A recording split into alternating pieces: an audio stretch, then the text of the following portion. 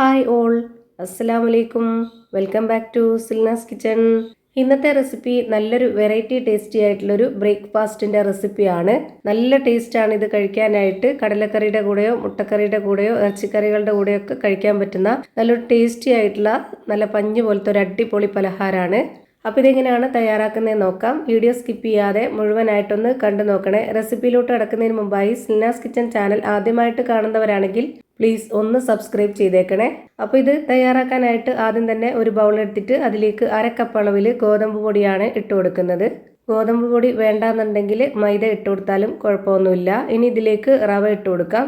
ഇതേ കപ്പ് അളവിൽ തന്നെയാണ് ഇട്ട് കൊടുക്കുന്നത്. 1/2 കപ്പ് അളവിൽ വറുത്ത റവ തന്നെ ഇട്ട് കൊടുക്കണം. ഇനി നമുക്കിതിലേക്ക് നമ്മൾ സാധാരണ അപ്പത്തിൻ്റെയും ദോശയുടെയൊക്കെ ആ ഒരു മാവുണ്ടല്ലോ, അത് ഒഴിച്ചു കൊടുക്കാം. 1/2 കപ്പ് അളവിൽ തന്നെ ഒഴിച്ചു കൊടുക്കുന്നുണ്ട്.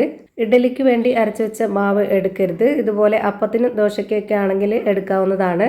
തലേ ദിവസം അരച്ചു വെച്ചിട്ട് പിറ്റേ ദിവസം ചുടാൻ വേണ്ടി എടുക്കത്തില്ലേ, ആ ഒരു പരുവത്തിലുള്ള മാവാണ് ഇപ്പോൾ എടുത്തിട്ടുള്ളത്. അങ്ങനെ തന്നെ എടുക്കണം. ഇനി ഇതേ കപ്പ് അളവിൽ തന്നെ 1 കപ്പ് കട്ടിയായിട്ടുള്ള തേങ്ങാപ്പാൽ ഒഴിച്ചു കൊടുക്കാം. അല്ലാന്നുണ്ടെങ്കിൽ പശുവിൻ പാൽ ഒഴിച്ചു കൊടുത്താലും കുഴപ്പമൊന്നുമില്ല. ഈ ഒരു 1/2 കപ്പ് അളവിൽ തന്നെ ഒഴിച്ചു കൊടുക്കാൻ വേണ്ടി നോക്കുക. ഇനി ഇതിലേക്ക് 1 കോഴിമുട്ട പൊട്ടിച്ചെടുത്തത് ഒഴിച്ചു കൊടുക്കുന്നുണ്ട്. ഇനി നമ്മുടെ ഈ ഒരു പലഹാരം നല്ല സോഫ്റ്റായിട്ട് കിട്ടാനായിട്ട് 1 നുള്ള് സോഡാപ്പൊടി ഇട്ട് കൊടുക്കുന്നുണ്ട്. അതുപോലെ തന്നെ ആവശ്യത്തിനുള്ള ഉപ്പും കൂടെ ഇട്ട് കൊടുക്കാം. ഈ വീഡിയോസ് കണ്ടുകൊണ്ടിരിക്കുമ്പോൾ തന്നെ സിൽനാസ് കിച്ചൺ ചാനൽ ആദ്യമായിട്ട് കാണുന്നവരാണെങ്കിൽ പ്ലീസ് ഒന്ന് സബ്സ്ക്രൈബ് ചെയ്തേക്കണേ. ഒപ്പം തന്നെ ഈ വീഡിയോസ് നിങ്ങൾക്ക് ഇഷ്ടപ്പെടുകയാണെങ്കിൽ ഒരു ലൈക്ക് ചെയ്ത് ഷെയർ ചെയ്ത് സപ്പോർട്ട് ചെയ്യാനും മറക്കരുത്.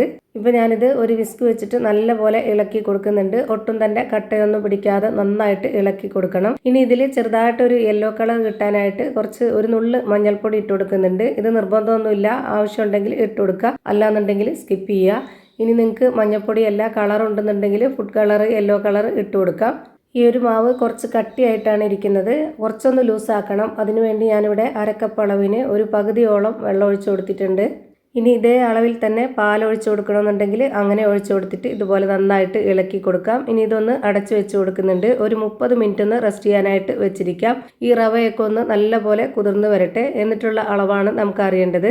അപ്പോൾ 30 മിനിറ്റ് കഴിഞ്ഞിട്ടുണ്ട്. ഇത് കോരി നോക്കിയപ്പോൾ വീണ്ടും കട്ടിയായിട്ടുണ്ട്.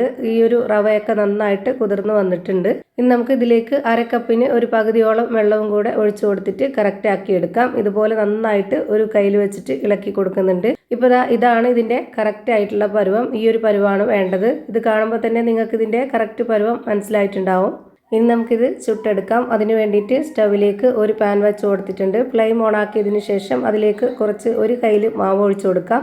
ഒട്ടും തന്നെ ഓയിലോ നെയ്യോ ഒന്നും തന്നെ സ്പ്രെഡ് ചെയ്യാതെയാണ് ഞാൻ ഒഴിച്ചു കൊടുത്തിട്ടുള്ളത്. ഇനി അത് ഒഴിച്ചു കൊടുക്കണമെന്നുണ്ടെങ്കിൽ അതൊന്ന് സ്പ്രെഡ് ചെയ്തതിന് ശേഷം ഈ ഒരു കയ്യിൽ മാവ് ഒഴിച്ചു കൊടുത്താൽ മതി. മാവ് ഒഴിച്ചു കൊടുത്തതിന് ശേഷം ഇതുപോലെ നിറയെ ഹോള് വരുന്ന സമയത്ത് ഒന്ന് തിരിച്ചിട്ട് കൊടുക്കണം. ഇതിൻ്റെ മുകളിലേക്കായിട്ട് ഇനി ഓയിലോ നെയ്യോ സ്പ്രെഡ് ചെയ്യണമെന്നുണ്ടെങ്കിൽ അങ്ങനെയും ചെയ്തിട്ട് എടുക്കാവുന്നതാണ്. അതൊക്കെ ഓരോരുത്തരുടെ ഇഷ്ടമാണ്. ഞാനിപ്പോൾ ഇതൊന്നും ചെയ്യാതെയാണ് ചുട്ടെടുക്കുന്നത്. ഇപ്പോൾ ഒരെണ്ണം വെന്ത് കിട്ടി. അത് ഞാനിവിടെ എടുത്ത് മാറ്റുന്നുണ്ട്. വീണ്ടും ഒരു കയ്യിൽ മാവ് ഒഴിച്ചു കൊടുത്തു. അത് ഹോള് വരാനായിട്ട് വെയിറ്റ് ചെയ്യുക. ഹോള് നിറയെ വന്നതിന് ശേഷം അതൊന്ന് തിരിച്ചിട്ട് കൊടുക്കുക. ഒരുപാട് സമയമൊന്നും വേണ്ട, പെട്ടെന്ന് തന്നെ വെന്ത് കിട്ടുന്നതാണ്. ഒരു മീഡിയം ഫ്ലെയിമിൽ വേണം വെച്ച് കൊടുക്കാനായിട്ട്, എങ്കിലേ എല്ലാം ഒരുപോലെ കിട്ടുള്ളൂ. ഫ്ലെയിം കൂട്ടിയും കുറച്ച് ഇരുന്ന് കഴിഞ്ഞാൽ അത് കറക്റ്റ് പരുവത്തിൽ കിട്ടില്ല. അതുകൊണ്ട് ഒരേ ഫ്ലെയിമിൽ തന്നെ വെച്ചിരുന്നിട്ട് വേണം എല്ലാം ചുട്ടെടുക്കാനായിട്ട്. ഇപ്പോൾ ഇതും വെന്ത് കഴിഞ്ഞു. ഇപ്പോൾ എല്ലാം ചുട്ടെടുത്തിട്ട് ഞാനിവിടെ ഒരു പാത്രത്തിലേക്ക് മാറ്റിയിട്ടുണ്ട്. അപ്പോൾ നല്ല ടേസ്റ്റി ആയിട്ടുള്ള നല്ല അടിപൊളി സോഫ്റ്റ് ആയിട്ടുള്ള ഒരു ബ്രേക്ക്ഫാസ്റ്റ് ആണ് റെഡിയായി കിട്ടിയിട്ടുള്ളത്. ഏത് സമയത്ത് വേണമെങ്കിലും നമുക്ക് കഴിക്കാവുന്നതാണ്. അതുപോലെ തന്നെ ഏത് കറികളുടെ കൂടെ വേണമെങ്കിലും കഴിക്കാനും പറ്റും. അപ്പോൾ ഇത്രയേ ഉള്ളൂ ഇന്നത്തെ വീഡിയോ ഇഷ്ടമായാൽ ലൈക്ക് ചെയ്യാനും കമൻറ്റ് ചെയ്യാനും ഷെയർ ചെയ്യാനും മറക്കരുത്. പുതിയൊരു വീഡിയോയുമായി വീണ്ടും വരും. Thank you for watching.